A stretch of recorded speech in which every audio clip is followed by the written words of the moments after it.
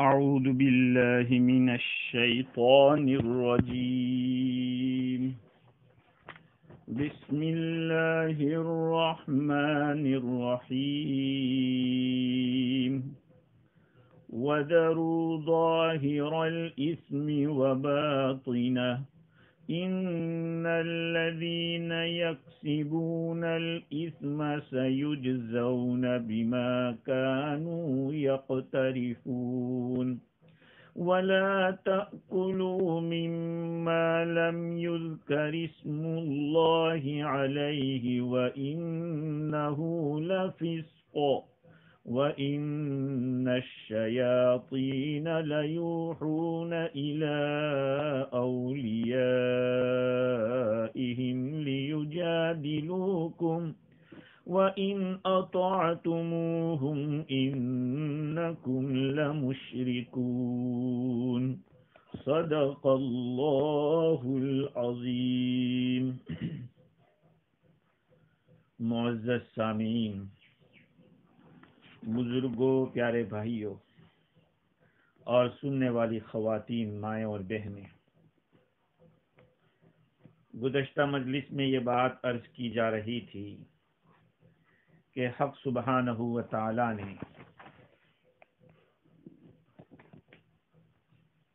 ایمان والوں کو خطاب کر کے اس بات پر ابھارا کہ تم اللہ تعالیٰ کا نام جس جانور پر لیا گیا ہو اس میں سے کھاؤ۔ اللہ تعالیٰ نے تفصیل کے ساتھ بیان کر دیا ہے کہ کیا کیا چیز حرام ہے۔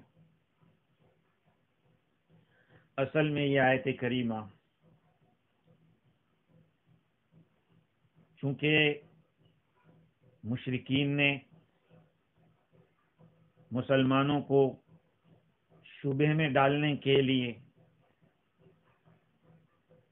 اس طرح کی بات کی تھی کہ اللہ کا مارا ہوا تو تم حرام سمجھتے ہو اور اپنا مارا ہوا حلال سمجھتے ہو،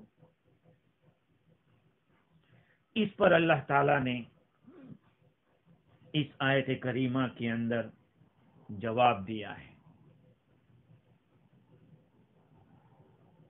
اوپر تو اللہ تعالیٰ نے عام بات فرمائی تھی کہ آپ ان لوگوں کی باتوں کا اتباع کرو گے تو آپ کو گمراہ کر دیں گے، وہ ایک جنرل بات تھی۔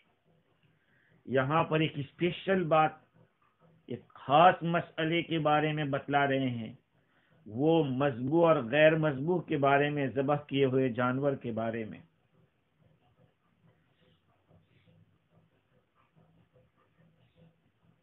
اللہ تعالیٰ نے اس آیت کریمہ میں ایمان والوں کو اس طرح کی بات بتلا دی کہ تم تو اللہ کو مانتے ہو، مسلمان ہو، تم نے یہ بات طے کر رکھی ہے کہ اللہ کے جو بھی احکام ہوں گے ہم اس کے اوپر چلیں گے، اپنے اوپر التزام کر رکھا ہے۔ اب اللہ تعالیٰ نے حلال و حرام کی تفصیل تو قرآن میں بتلا دی ہے، اس پر چلتے رہو، شبہ مت کرو کسی کے کہنے کی وجہ سے، اور کفار کی طرف سے جو وساوس آ رہے ہیں اس کی طرف ذرا بھی التفات مت کرو۔ ان کا مقصد صرف جھگڑا کرنا ہے اور کچھ نہیں، شبے میں ڈالنا ہے۔ یہ بات اللہ تعالیٰ نے اس آیت کریمہ میں بتلائی۔ ان کے اس شبے کا جواب نہیں دیا قرآن نے کہ وہ یوں کہہ رہے ہیں کہ اللہ کا مارا ہوا حرام سمجھتے ہو اور اپنا مارا ہوا حلال۔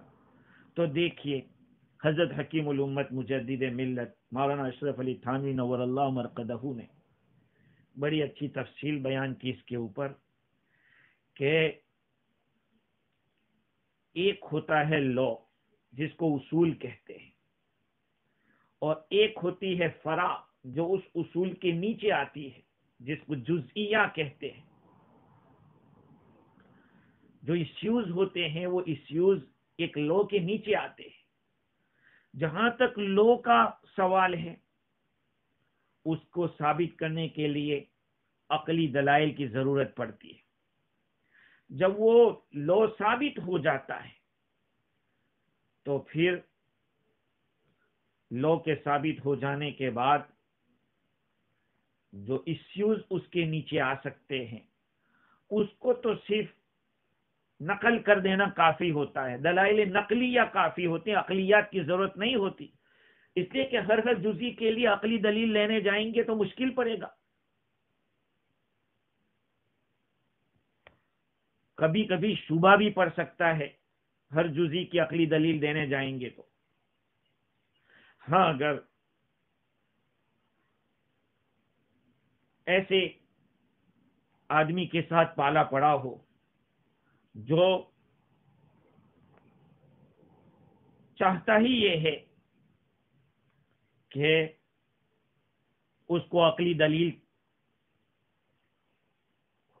مضبوط دلیل ہو، اس لیے کہ اس کے پاس کوئی دلیل ہے اس جزئی یا اس ایشو کے خلاف، تو ایسے موقع پہ جواب دینے کی ذمہ داری مدعی پر ہوگی، جس نے جو مسئلہ بتلایا وہ بتلائے گا.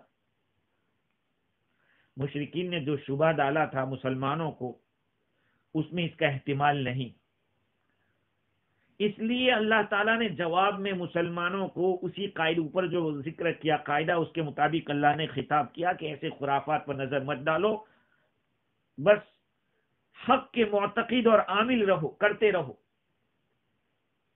تو اس لیے مشرکین کے اس شبے کا جواب بالکل اوپنلی تو اس آیت کریمہ میں نہیں ہے، لیکن اس کی طرف اشارہ ضرور کیا ہے.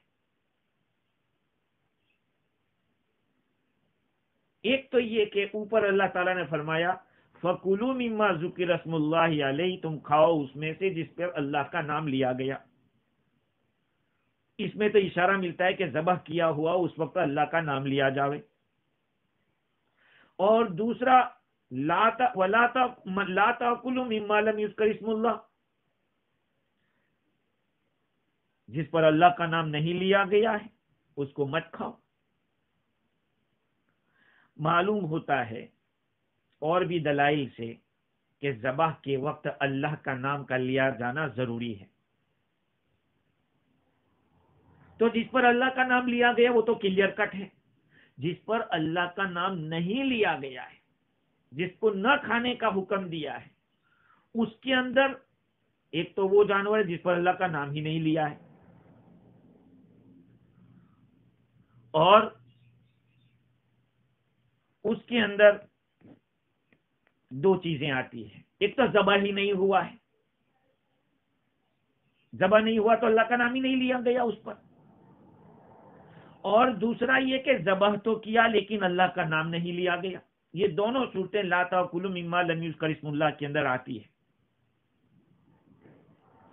تو خلاصہ کلام یہ ہے کہ کسی بھی جانور کے حلال ہونے کا دار و مدار دو باتوں پر ہے، ایک تو ذبح کے اوپر اور دوسرا اللہ کا نام لیے جانے پر. ذبح ہوگا تو جو بہنے والا خون ہے وہ نکل جائے گا، جو نجاست ہے وہ نکل جائے گی، اور اللہ کا نام لیا جائے گا تو برکت ہوگی. جو حیوانات جو بہنے والا خون والے جو جانور ہے اس کے لیے شرط ہے حلال ہونے کے لیے کہ اللہ کا نام لیا جائے.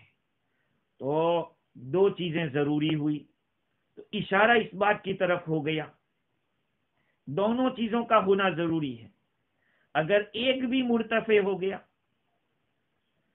اللہ کا نام تو لیا گیا لیکن ذبح کرنے کا طریقہ غلط تھا، ذبح نے گلا دبا کے مار دیا، یا یہ کہ چھری تو چلائی لیکن بسم اللہ جان بوجھ کے نہیں پڑا، یا ایسے آدمی نے ذبح کیا جو بسم اللہ بولنے کے لائق نہیں تھا، اہل نہیں تھا، تو اس طرح سے اشارہ ہو گیا ہے جواب کی طرف. اللہ تعالیٰ نے جواب اس طرح سے دیا ہے کہ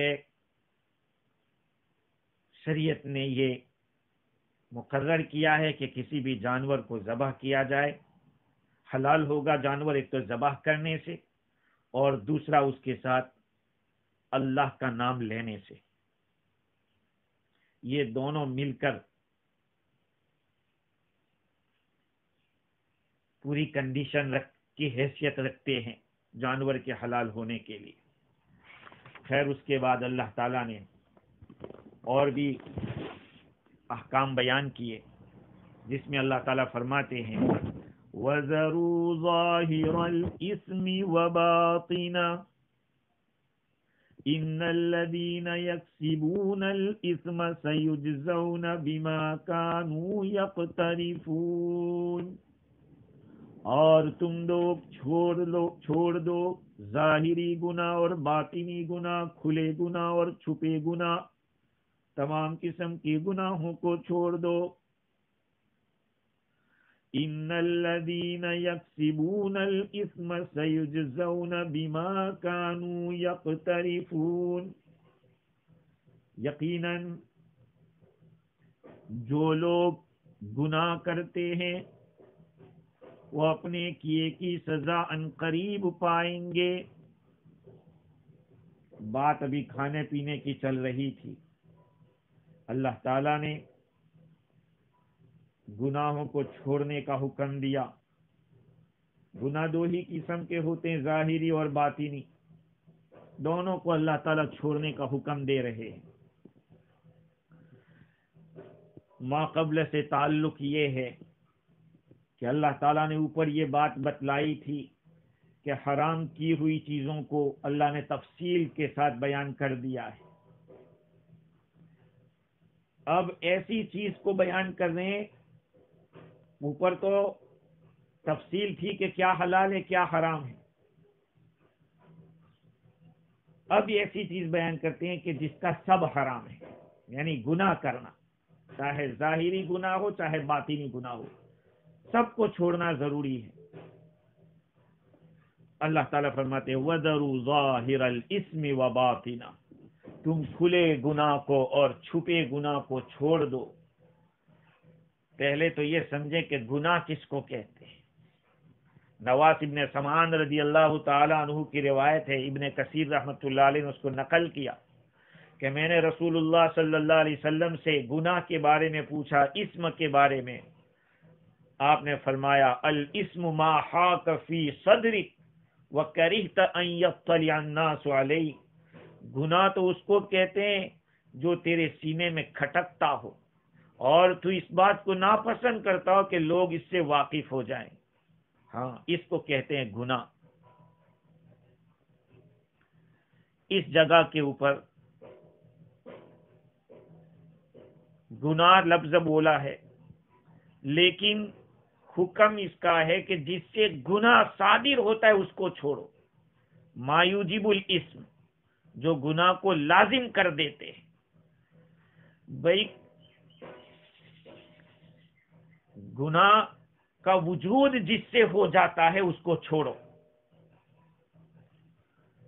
ظاہری گناہ، باطنی گناہ۔ اب ظاہری اور باطنی کی تفسیر کے اندر علماء نے مختلف اقوال نقل کیے ہیں۔ امام رازی نے 2 قول نقل کیے۔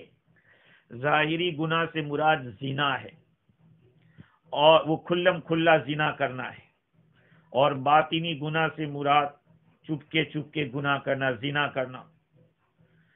حضرت ضحاک فرماتے ہیں کہ زمانے جاہلیت میں لوگ زنا کو اگر پوشیدہ طور پر ہوتا تو اس کو جائز سمجھتے تھے، حلال سمجھتے تھے، اور اگر کھلا ہوا ہو اس کو منع سمجھتے تھے۔ اللہ تعالیٰ نے اس آیت کریمہ میں دونوں قسم کے گناہ کو حرام قرار دیا۔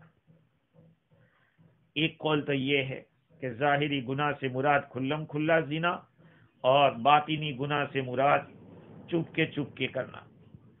دوسرا قول یہ ہے کہ اس آیت کریمہ کے اندر تمام قسم کے گناہوں سے منع کیا گیا کہ چھوڑ دو تمام قسم کے گناہ، اور یہی قول زیادہ راجح ہے، اس لیے کہ لفظ یہاں پہ عام ہے، کھلا اور چھپا۔ یہ لفظ تو کھلے میں جو بھی آ سکتا ہے وہ آئے گا، چھپے میں جو ہے وہ آئے گا، جو بھی ہوگا۔ اس لیے زنا کے ساتھ خاص کرنا یہاں پہ مناسب نہیں۔ الفاظ میں عموم ہے تو بغیر دلیل کے اس کو خاص نہیں کر سکتے۔ اب سوال یہ کہ ظاہری گناہ کیا ہے، باطنی گناہ کیا ہے؟ بعضوں نے تو یہ کہا کہ جو تم کھلم کھلا کرتے ہو وہ ظاہری ہے، جو چھپا کر کرتے ہو وہ باطنی ہے. بعضوں نے کہا کہ جو تم دلوں میں رکھتے ہو گناہ وہ باطنی ہے، باطن کے معنی چھپا اندر، اور جو تم کر لیتے ہو وہ ظاہری ہے. تفسیر روح البیان میں لکھا ہے کہ یہاں پہ سارے گناہ مراد ہے. اللہ تعالیٰ نے حکم دیا کہ سارے گناہ چھوڑ دو، کیونکہ گناہ ان دو قسموں سے باہر نہیں ہے، یا تو کھلا ہوگا یا چھپا ہوگا. اب چاہے وہ دل کا عمل ہو یا ہاتھ پیر کا عمل ہو، ان دونوں میں ہی آ جائیں گے. بھئی ہاتھ پیر کے جو ظاہری اعمال ہے وہ جیسے کہ بولنا، آدمی بولتا ہے سامنے آ جاتا ہے. اسی طرح سے کرنا، کوئی عمل کر لیا ہے تو یہ سب ظاہری میں آئیں گے.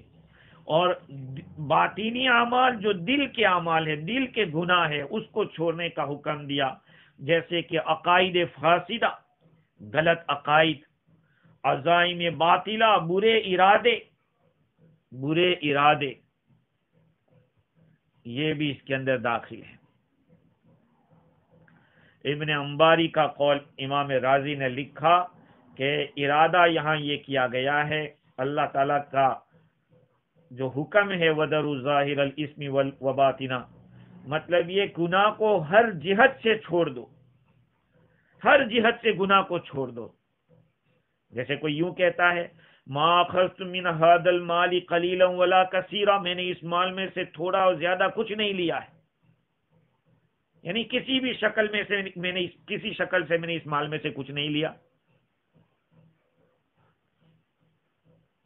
تو ابن انباری کا فرمانا یہ ہے کہ گناہ کسی بھی قسم کا ہو سب گناہ چھوڑ دو. اور دوسرے علماء فرماتے ہیں کہ آیت کا مطلب یہ ہے اللہ تعالیٰ نے گناہ سے روکا ہے اس بات کو بیان کرتے ہوئے کہ گناہ کو تم چھپا کر کرو گے تو وہ گناہ ہی رہے گا، چاہے کتنا چھپا کر لو.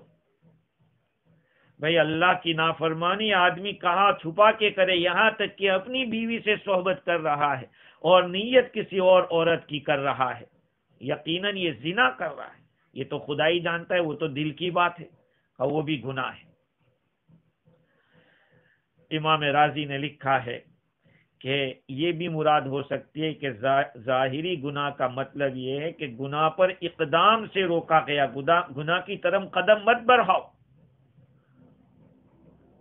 اور پھر باطنہ کا لفظ بڑھا دیا تاکہ اسے ظاہر ہو جائے کہ اس گناہ کو چھوڑنے کی طرف جو بلانے والی چیز ہے وہ اللہ کا خوف ہے، لوگوں کا خوف نہیں. اور دوسرے علماء یہ بھی فرماتے ہیں کہ ظاہری گناہ سے مراد ہاتھ پاؤں کے گناہ ہے، اور باطنی گناہ سے مراد دل کے گناہ جیسے کہ حسد ہے، تکبر ہے، خودرائی ہے، خود پسندی ہے، مسلمانوں کے ساتھ برائی کا ارادہ کرنا ہے، اور اس کے اندر عقیدے بھی آ جائیں گے اور گناہ کا عزم آ جائے گا. دیکھو گناہ کا خیال الگ چیز ہے. مراتب القصد خمس حادث ذکروا فخاطر فحدیث النفس فاستمع یلیہ الہم والعزم کلها رفعت سوى الاخیر ففیہ الاخذ قد وقع. آدمی کے دماغ کے اندر جو خیالات آتے ہیں علماء نے اس کے 5 اقسام بیان کیے. حادث ہے، خاطر ہے، حادث کا مطلب آیا گیا، اور ایک خاطر آیا کچھ ٹھہرا اور گھما دماغ میں پھر چل دیا. پھر ہم کچھ اس سے بات چیت ہوئی کہ کرنا چاہیے یا نہیں کرنا چاہیے، لیکن کوئی پرفیکٹ فیصلہ نہیں ہوا. آخر میں عزم یعنی پختہ ارادہ کر لیا کہ اب کرنا ہے، یہاں تک کہ قدم بھی اٹھا لیا. یہ گناہ ہے. سول اخیر والا جو عزم ہے اس پر پکڑ ہوگی. تو گناہ کی تمنا کرنا، بدگمانی کرنا، بد نظری کرنا، یہ سب چیزیں تو اندر رہتی ہیں.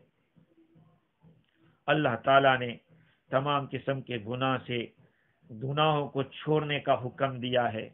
امام رازی فرماتے کہ اس آیت کریمہ سے ایک بات واضح ہو جاتی ہے کہ جو لوگ یوں کہتے ہیں کہ دل کے اندر جو گناہ پائے جاتے ہیں اس پر مواخذہ نہیں ہوگا، جب تک کہ وہ گناہ کا عمل نہ کر لے. بعض لوگ یہ سوچتے ہیں کہ جب تک عمل نہیں کریں گے گناہ نہیں ہوگا. اس آیت کریمہ سے تو پتہ چلتا ہے کہ دل میں اگر پکا ارادہ کر لیا وہ بھی گناہ میں شامل ہے. اور ظاہری آیت کریمہ کا ظاہر یہ بتلا رہا ہے کہ گناہگار کو سزا تو ملنی ہی چاہیے، کیونکہ آگے کا جو حصہ ہے وہ بتلا رہا ہے ان الذین یکسبون الاثم سیجزون بما کانوا یقترفون. جو لوگ گناہ کرتے ہیں ان قریب ان کو ان کے کیے کی سزا ملے گی. یعنی جو بھی ہو گنہگار سب کو سزا ملنی چاہیے. قرآن کی اس آیت سے تو یہی پتہ چل رہا ہے. لیکن امت نے اس پر اتفاق کیا، اجماع کیا ہے کہ جب بندہ توبہ کر لیتا ہے تو اللہ سزا نہیں دیتا ہے. لیکن اس کے ساتھ یہ بھی ہے کہ کبھی اللہ تعالیٰ گناہ کو معاف کر دیتا ہے تو سزا چھوڑ بھی دیتا ہے. جیسے ان اللہ لا یغفر ان یشرک بہ ویغفر ما دون ذلک لمن یشاء میں اللہ فرماتے ہیں کہ شرک کے سوا کوئی بھی گناہ ہوگا اللہ تعالیٰ خود اللہ معاف کر سکتا ہے، معاف کر دے. شرک کو معاف نہیں کرے گا اللہ تعالیٰ. اللہ تعالیٰ نے اس آیت کریمہ میں ہر قسم کے گناہوں کو چھوڑنے کا حکم دیا. ظاہر و باطن خود پاک کن از لو سے گناہ تاکہ پاکیزہ شوی در صفے مردان الہ.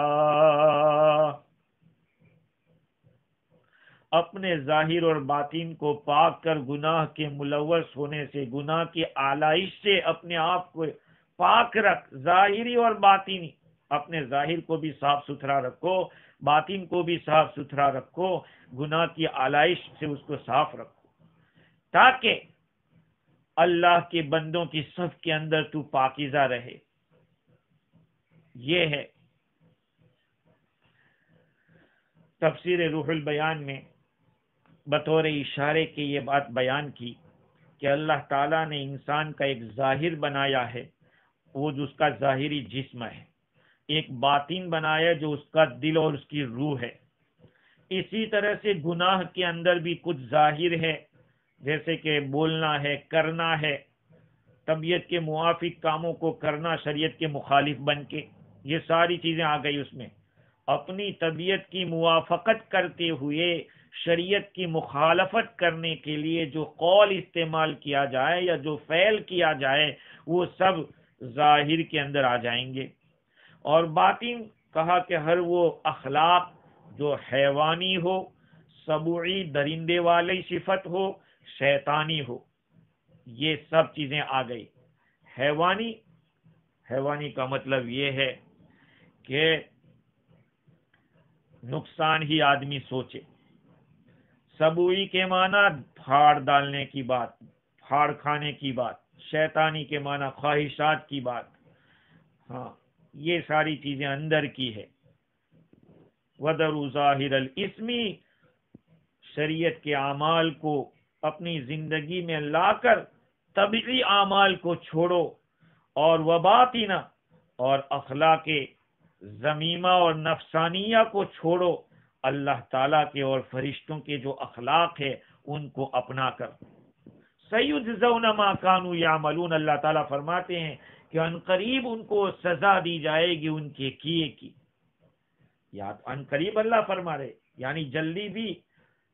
روح البیان میں لکھا کہ عاجلاً و آجلا، کیش بھی سزا ملے گی اور کریڈٹ میں بھی رہے گی سزا. کیش سزا کیا ہے؟ بندہ جو کچھ بھی گناہ کا کام کرتا ہے یا یہ کہ بولتا ہے، کوئی فعل ہو یا قول ہو گناہ کا کرتا ہے، تو انسان کے دل کے آئینے کے اوپر ایک زنگ لگ جاتا ہے، جس کی وجہ سے انسان کے اخلاقی اندر کے اخلاق روحانیت متاثر ہوتی ہے.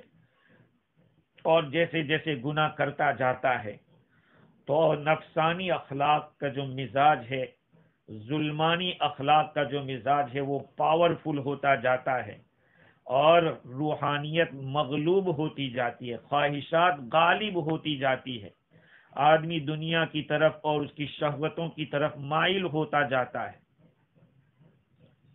اور اس کی وجہ سے دل کے اوپر زنگ لگ جاتا ہے. کلا بل ران علی قلوبہم ما کانوا یکسبون، بلکہ ان کے ہرگز نہیں، ان کے دلوں کے اوپر تو ان کے کیے نے زنگ لگا دیا ہے، لہذا وہ اللہ تعالیٰ سے محجوب ہو جاتے ہیں، وہ اوٹ میں آ جاتے ہیں.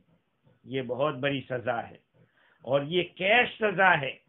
آخرت کی سزا جس کو کریڈٹ میں رکھتے ہیں، ادھار رکھتے ہیں، کہا کہ جب یہ چیزیں مضبوط ہو جاتی ہے تو اللہ تعالیٰ سے بندہ دور ہو جاتا ہے، جس کی وجہ سے ہمیشہ ہمیش کے عذاب میں رہے گا.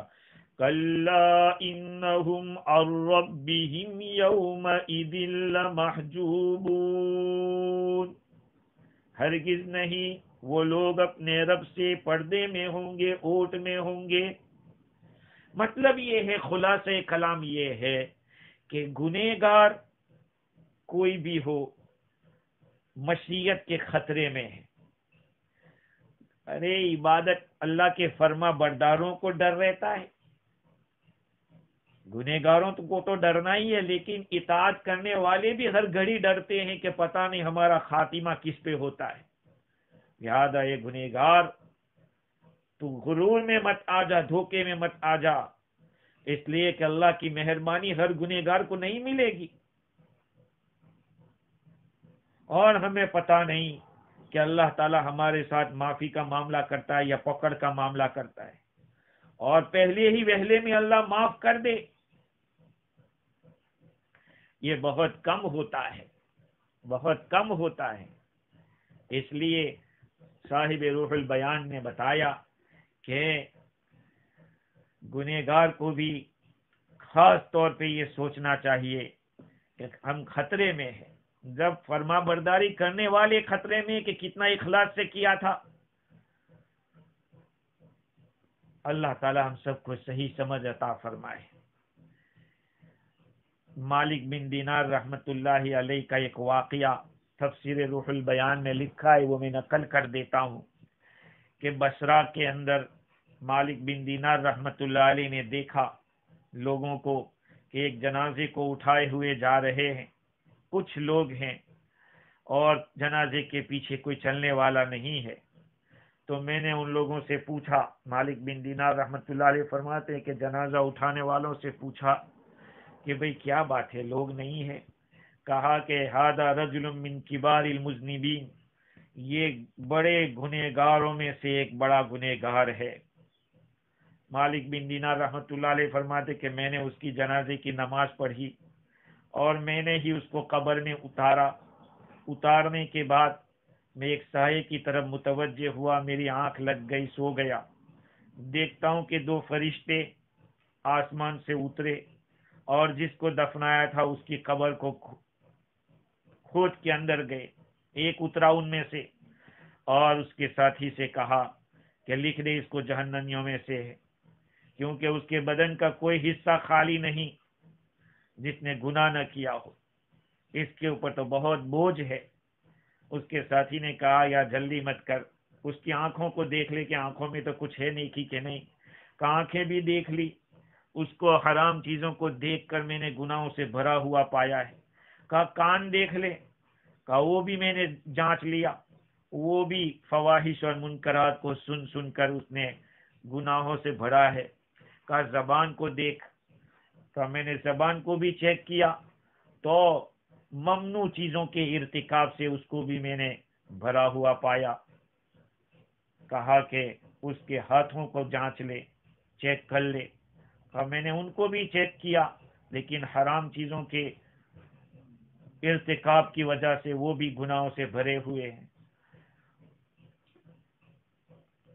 شہوتیں اور لذتوں کے جو گناہ تھے اس کے اندر بہت ہے. کہا پاؤں کو دیکھ لے، کہا وہ بھی دیکھ لیا. نجاستوں میں چلنا اور برے کاموں کے اندر لگنا، یہ پاؤں اس میں استعمال ہوئے تھے. کہا بھائی جلدی مت کر، چھوڑ، میں اترتا ہوں اور میں دیکھتا ہوں. تو دوسرا فرشتہ اس میں اترا اور اس کے پاس تھوڑی دیر ٹھہرا رہا. کہا یہ بھائی میں نے اس کے دل کو جانچا ہے، اس کے دل کو ایمان سے بھرا ہوا پایا، لہذا اس کو تو مرحوم اور سعید لکھ دے، یعنی اللہ نے اس پہ رحم کر دیا ہے. اور یہ بچ گیا ہے، اللہ تعالیٰ نے اس کے اوپر فضل کیا ہے۔ تو دیکھیے، نیکی کرتے جائیے، گناہوں سے بچنے کا اہتمام کرتے رہیے، کیونکہ اصل تو اعتبار خاتمے کا ہوتا ہے۔ اللہ رب العزت سے حسن خاتمہ کی دعا مانگنی چاہیے، اور بار بار ربنا لا تزغ قلوبنا بعد اذ ہدیتنا وہب لنا من لدنک رحمہ انک انت الوہاب، یہ جو دعا ہے آدمی کو اس کا معنی سمجھ کر پڑھنا چاہیے۔ اے ہمارے رب، لا تزغ قلوبنا بعد اذ ہدیتنا، آپ نے ہم کو ہدایت دے دی ہے ایمان کی، اس کے بعد ہمارے دلوں کو ٹیڑھا مت کرنا، گمراہی کی طرف مت جانے دینا۔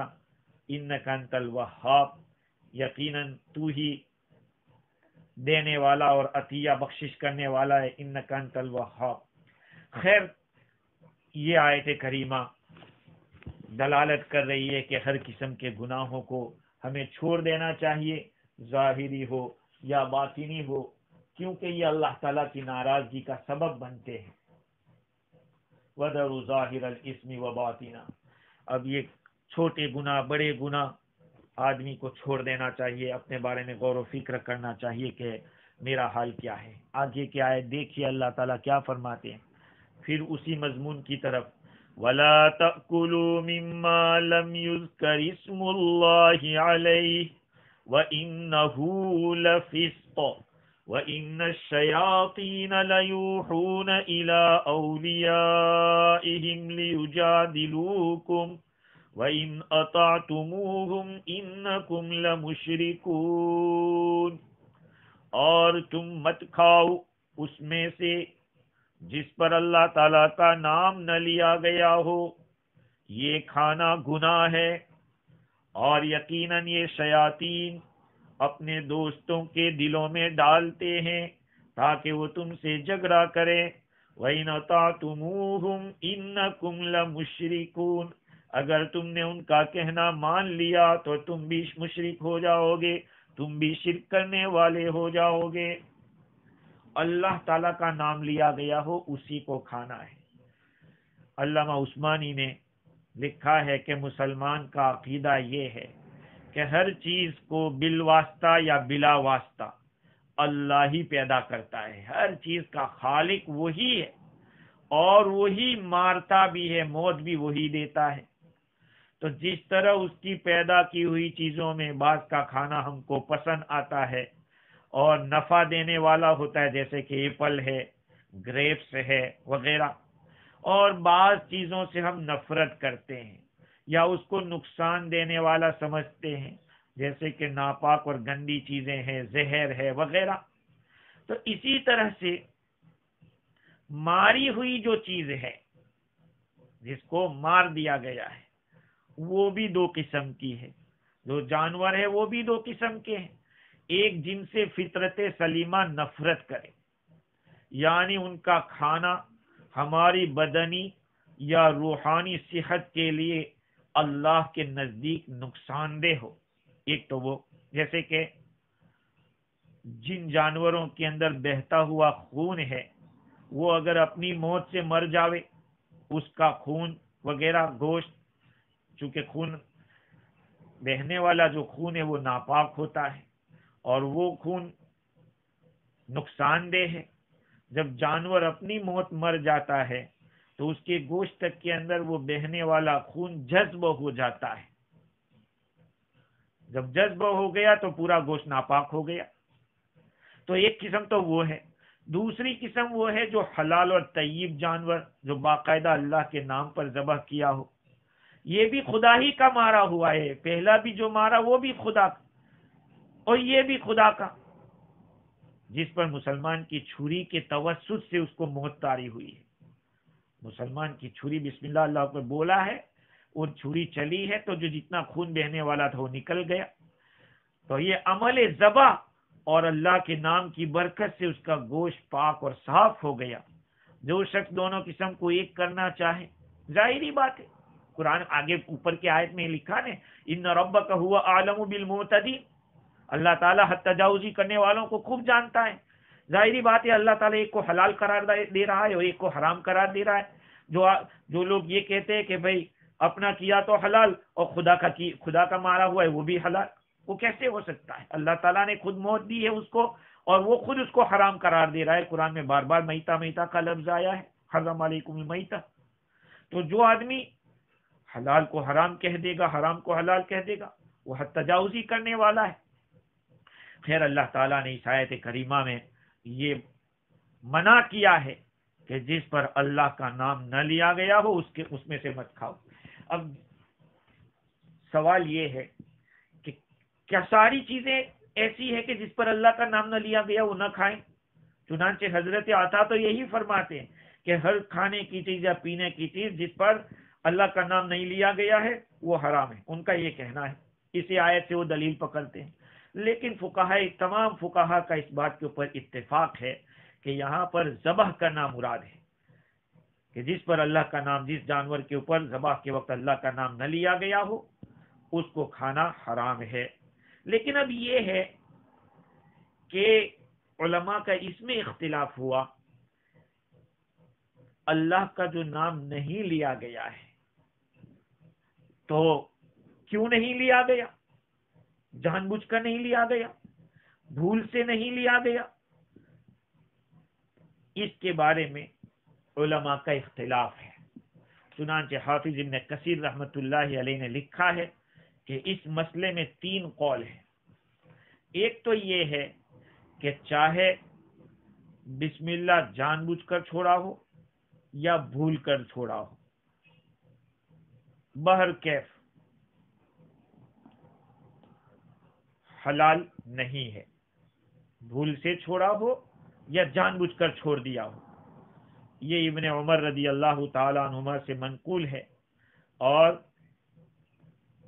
امام مالک رحمت اللہ علیہ کی ایک روایت بھی ہے۔ متقدمین اور متاخرین کی ایک جماعت، جیسے کہ متاخرین میں داؤد ظاہری ہے، ابو ثور ہے، اور بھی کئی لوگ ہیں، ان لوگوں کا کہنا یہ ہے کہ جس پر اللہ کا نام نہ لیا جائے، چاہے بھولے سے چھوٹ گیا ہو یا جان بوجھ کر چھوٹ گیا ہو، وہ حلال نہیں ہوگا۔ یہ ایک قول ہوا۔ دوسرا قول یہ ہے کہ اگر بھول کر چھوڑ، ایک مسلمان ذبح کر رہا ہے، وہ بسم اللہ بولنا جان بوجھ کر چھوڑ دے یا بھول کر چھوٹ جاوے، کوئی حرج نہیں ہے، وہ کھا سکتے ہیں۔ یہ امام شافعی رحمت اللہ علیہ کا اور امام احمد بن حنبل رحمت اللہ علیہ کی ایک روایت ہے۔ تیسرا قول یہ ہے کہ اگر جان بوجھ کر کسی نے بسم اللہ چھوڑ دی ہے تب تو وہ جائز نہیں ہے، اگر بھول سے چھوٹ گیا ہے تو وہ جانور حلال ہے۔ یہ قول امام ابو حنیفہ رحمت اللہ علیہ کا، حنفیہ کا ہے۔ امام مالک اور امام احمد بن حنبل رحمت اللہ علیہ کا بھی مشہور قول یہی ہے۔ یہ تفصیلات ہے۔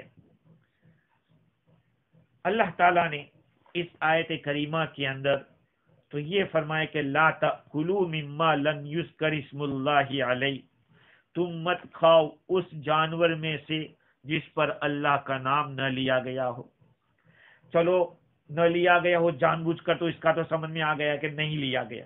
آپ لوگ حنفیہ تو کہتے ہیں کہ بھول سے اگر چھوٹ گیا ہے تو پھر کیسے جائز؟ کہا کہ ہاں، رسول اکرم صلی اللہ علیہ وسلم نے فرمایا ہے رفع عن امتی الخطأ والنسیان، میری امت سے بھول کو، خطا کو اور نسیان کو اٹھا لیا گیا ہے۔ ان اللہ وضع عن امتی الخطأ والنسیان وما استکرہوا علیہ، یہ بھی حدیث ہے، حضرت عبداللہ ابن عمرو رضی اللہ عنہ کی روایت ہے۔ حضور صلی اللہ علیہ وسلم نے فرمایا کہ اللہ تعالیٰ نے میری امت سے اتار دیا ہے، معاف کر دیا ہے خطا کو، نسیان کو، اور جس کے اوپر مجبور کیا گیا ہو۔ یہ ایک روایت ہے۔ اسی طرح سے مفسر قرطبی نے بھی اس کے بارے میں بہت سارے اقوال نقل کیے ہیں اور دلائل بھی پیش کیے ہیں۔ بعض حضرات آج کے زمانے کے اندر یہ سوچتے ہیں کہ کسی کا بھی ہو جانور ذبح کیا، اس پر بسم اللہ پڑھ لو، چل جائے گا، کوئی بات نہیں ہے۔ اس کی دلیل کے لیے حضور صلی اللہ علیہ وسلم کی ایک روایت کو پیش کرتے ہیں کہ حضرت عائشہ رضی اللہ تعالیٰ عنہ کی روایت ہے، بخاری شریف میں بھی ہے، دارقطنی میں بھی ہے، امام مالک رحمۃ اللہ علیہ نے بھی موطا میں نقل کیا ہے کہ یا رسول اللہ، صحابہ نے پوچھا حضور سے، ان قوما یاتوننا باللحم، کچھ لوگ ہمارے پاس گوشت لے کر آتے ہیں، لا ندری اذکروا اسم اللہ علیہ ام لا، ہمیں پتہ نہیں کہ انہوں نے اللہ کا نام لیا تھا یا نہیں لیا تھا۔ فقال رسول اللہ صلی اللہ علیہ وسلم، اللہ کے رسول صلی اللہ علیہ وسلم نے ارشاد فرمایا، سم اللہ علیہ وکلوا، اب اللہ کا نام اس پر لو اور کھاؤ۔ یہ ایک روایت ہے، اور اس روایت کے ذریعے آج کے کچھ لوگ آزاد قسم کے خیال کے لوگ ہیں، وہ اس سے دلیل پکڑتے ہیں۔ تو بعض لوگوں نے تو یہ جواب دیا کہ اول اسلام میں، شروع اسلام کے اندر یہ حکم تھا کہ بسم اللہ بول کے چل جاتا تھا، بعد میں منع کر دیا گیا۔ خیر، علماء کا اس میں اختلاف ہے، اور امام حضرت علامہ آلوسی بغدادی رحمۃ اللہ علیہ نے ایک بات بیان کی ہے کہ امام شافعی رحمۃ اللہ علیہ کا جو قول ہے اس کے اوپر بھی کچھ اجتہادی طور پر مطلب یہ کہ اعتراضات ہے، اور تفسیر کبیر کے اندر امام شافعی رحمۃ اللہ علیہ کو مضبوط بتلانے کے لیے انہوں نے بھی دلائل بیان کی ہے، علامہ آلوسی نے اس کے جواب بھی دیے ہیں۔ خیر، اللہ تعالیٰ فرماتے ہیں، لا تأکلوا ولا تأکلوا مما لم یذکر اسم اللہ علیہ وإنہ لفسق، جس پر اللہ کا نام نہ لیا گیا اس میں سے مت کھاؤ، یقیناً یہ گناہ کی بات ہے، وإنہ، یہ کھانا گناہ کی بات ہے۔ اور بعض حضرات کہتے ہیں کہ اللہ تعالیٰ کا نام جس پر نہ لیا جائے یہ خود گناہ کا کام ہے، وإنہ لفسق وَإِنَّ الشَّيَاطِينَ لَيُوحُونَ إِلَىٰ أَوْلِيَائِهِمْ لِيُجَادِلُوكُمْ، یقیناً شیاطین یعنی جنات اپنے ان دوستوں کو اور ان کی ماننے والوں کو یہ شبہات تعلیم کر رہے ہیں تاکہ یہ تم سے بیکار جدال کریں۔ ان لوگوں کا جو اعتراض تھا، کہا کہ یہ تو شبہ تو بالکل آیات و روایات کے خلاف ہے، اور ان کا مقصد بھی کوئی حق سمجھنے کا نہیں ہے بلکہ بھڑکانا ہے، لڑائی کرانا ہے۔ وَإِنْ أَطَعْتُمُوهُمْ إِنَّكُمْ لَمُشْرِكُونَ، اگر تم خدا نہ خواستہ ان لوگوں کی اطاعت کرنے لگو گے عقائد میں یا افعال میں تو تم بھی مشرک ہو جاؤ گے۔ دیکھو، غیروں کی باتوں کے اوپر چلنا شرک تک آدمی کو پہنچا دیتا ہے، اسی لیے مفسرین نے لکھا ہے کہ شرک صرف یہ نہیں ہے کہ مورتی کی پوجا کرنے لگ جائے یا سجدہ کرنے لگ جائے، بلکہ یہ بھی ہے کہ دوسرے کی تعلیم کو ترجیح دینا، دوسرے کی، خدا کی تعلیم کے اوپر غیروں کی تعلیم کو ترجیح دینا، یہ بھی شرک ہے، یعنی ان کی اطاعت ایسی بری چیز ہے کہ آدمی کو شرک تک پہنچا دیتا ہے۔ اب یہ جس پر اللہ کا نام لیا گیا ہو، وہ چاہے ذبح اختیاری ہو ذبح اضطراری ہو، ذبح دو قسم کے ہیں، ایک اختیاری اور ایک اضطراری۔ بھائی ہرن ہے یا خرگوش ہے، ایسے جانور کو آدمی چھری سے ذبح کرنے کیسے جائے گا؟ پکڑا گیا ہے تو ذبح کر سکتے ہیں، یہ تو بھاگنے والے لوگ ہیں، بھڑکنے والے جانور ہیں، تو کہا کہ تیر کے ذریعے یا باز پرندہ ہے اس کو چھوڑتے وقت بسم اللہ پڑھ کے چھوڑا جائے، یا شکاری کتا ہے اس کو بسم اللہ پڑھ کے چھوڑا جائے۔ اس کے بھی احکام سورہ مائدہ کے اندر الحمدللہ بیان کیے جا چکے ہیں۔ تو یہ ذبح اضطراری ہے، بسم اللہ بول کے جانور کو چھوڑا یہ آپ نے گویا کہ جانور ہی پر بسم اللہ پڑھا ہے۔ اور یہ بھی بات یاد رکھے، چونکہ بات آ گئی ہے اس لیے میں کہہ دیتا ہوں، میں جس وقت نیوزی لینڈ میں تھا اس وقت ٹیگل کا مسئلہ بہت ہی زیادہ زور و شور پر تھا۔ ہر جانور کے اوپر بسم اللہ پڑھنا ضروری ہے۔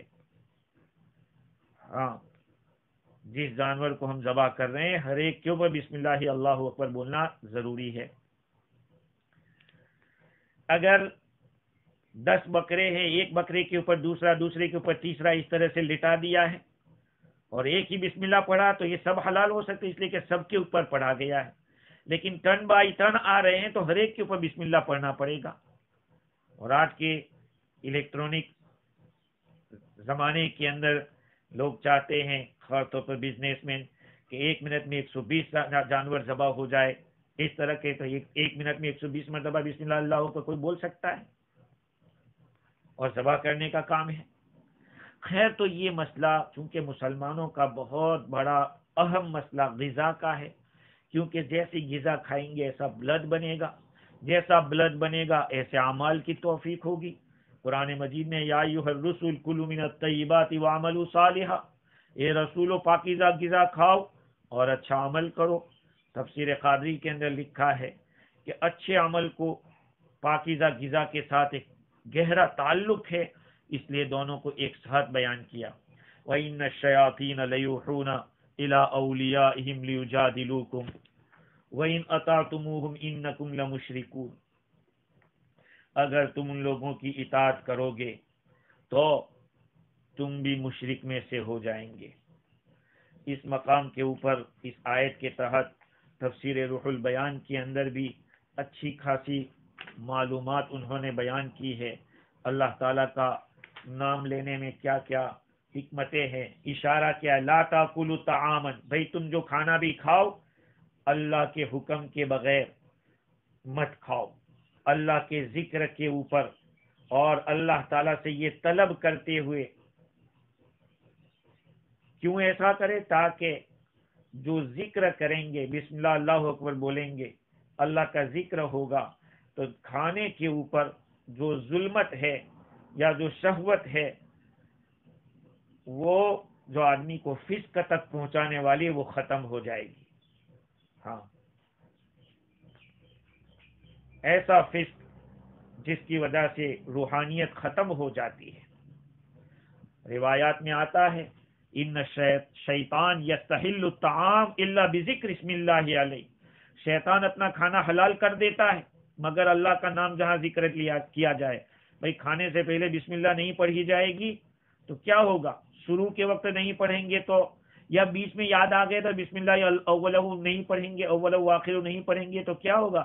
شیطان اپنا کھانا کھانے پر قادر ہو جائے گا۔ اگر ایک نے بھی بسم اللہ پڑھ لی ہے تو کم از کم فائدہ تو ہوگا، سب کو فائدہ ہوگا۔ حالانکہ پڑھنا تو ہر ایک کو چاہیے۔ جو آدمی بسم اللہ شروع میں پڑھنا بھول جائے تو اس کو چاہے کہ یاد آوے تو بسم اللہ اول و آخر پڑھ لے، تاکہ اس سے جو کوتاہی ہوئی ہے اس کی ریکوری ہو جائے۔ اس کے مقابلے میں وضو ہے، وضو اگر بسم اللہ پڑھنا شروع میں بھول گئے تو پھر شروع میں سنت ہے بسم اللہ سے شروع کرنا وضو کو، اگر کوئی بھول گیا بیچ میں یاد آیا تو یہ بسم اللہ کہنے سے تدارک نہیں ہوگا، اس لیے کہ وضو پورا ایک عمل ہے اور کھانے کا ہر لقمہ یہ الگ الگ کھانا ہے، اس لیے اگر کھانے کے شروع میں بھول گئے تو بیچ میں بھی پڑھ سکتے۔ وضو کے اندر یہ بات نہیں ہے۔ ایک آدمی کھانا کھا رہا تھا، اس نے بسم اللہ نہیں پڑھا، اس کے کھانے میں سے ایک ہی لقمہ باقی تھا اور اس نے اس لقمے کو اپنے منہ کی طرف اٹھایا، یاد آ گیا تو بسم اللہ اولہ وآخرہ پڑھ دیا۔ نبی اکرم صلی اللہ علیہ وسلم ہنس دیے۔ آپ نے فرمایا کہ ما زال الشیطان یاکل معه فلما ذکر اسم اللہ تعالی استقاء ما فی بطنہ، شیطان اس کے ساتھ کھانا کھاتا رہا، جبکہ اس نے اللہ کا نام لے لیا تو اس کے پیٹ میں جو کچھ بھی گیا تھا اس نے ساری طے کر دی۔ تفسیر روح البیان میں لکھا ہے کہ یہ حدیث دلالت کرتی ہے کہ شیطان بھی کھاتا ہے، چباتا بھی ہے اور اتارتا بھی ہے. اور کچھ لوگ کہتے ہیں کہ شیطان کا کھانا تو صحیح ہے لیکن وہ سونگتا رہتا ہے، اس کو سونگتا رہتا ہے. تو ہو سکتا ہے کہ چبانا اور اتارنا یہ جناتوں کا کام ہو. آقام المرجان کے حوالے سے لکھا ہے کہ ہر وہ کھانا یا پینا یا لباس جس میں اللہ کا نام نہ لیا جائے تو اس سے مطلب ہے کہ فائدہ اٹھانے کی کوئی بھی چیز ہو اس پر بسم اللہ نہیں کہا جائے گا تو شیطان کا تصرف میں اس میں آ جائے گا، وہ استعمال کرے گا، یا تو کھانے کو بگاڑ دے گا یا کھانے کو تو رہنے دے گا لیکن اس میں جو برکتیں ہوگی وہ ختم ہو جائے گی. حضرت ثعلبہ بن سہیل فرماتے ہیں کہ میں اپنے لیے شراب بناتا تھا اور میں اس کو صبح میں پیتا تھا. وہ کوئی جوس ہوگا یا کوئی بھی چیز ہوگی پینے کی وہ بناتے تھے اور صبح میں اس کو پینا چاہتے تھے. تو جب صبح ہوتی تو وہ پینے کی چیز بالکل نہیں ملتی تھی، ختم ہو جاتی تھی. میں دوسرا رکھتا. ایک دفعہ میں نے کیا کیا کہ میں نے تیار کیا وہ پینے کا جوس اور اس پر سورہ یاسین پڑھی. جب صبح ہوئی تو میں نے دیکھا کہ وہ جوس ویسا کا ویسا تھا اور شیطان اندھا ہو کے ادھر ادھر گھر کے ارد گرد گھوم رہا تھا. اسی لیے کہا جاتا ہے میرے عزیزو کہ اپنے گھر میں جب داخل ہو تو بسم اللہ پڑھنا ہرگز مت بھولو. گھر کی دیوار کو بند کرو تب بھی بسم اللہ پڑھو. کھانا کھاتے وقت مطلب یہ ہے کہ اس کی عادت ڈالنی چاہیے. اللہ تعالیٰ مجھے بھی اور آپ کو بھی ان باتوں کے اوپر عمل کی توفیق عطا فرماوے، اسلام کی قدر کرنے کی توفیق عطا فرماوے. اپنی زندگی کے اندر میرے بھائیو شریعت کو جگا دو اور دھیان دے کر، توجہ دے کر، خیال کر کے ان باتوں پر عمل کریں. وما توفیقی الا باللہ.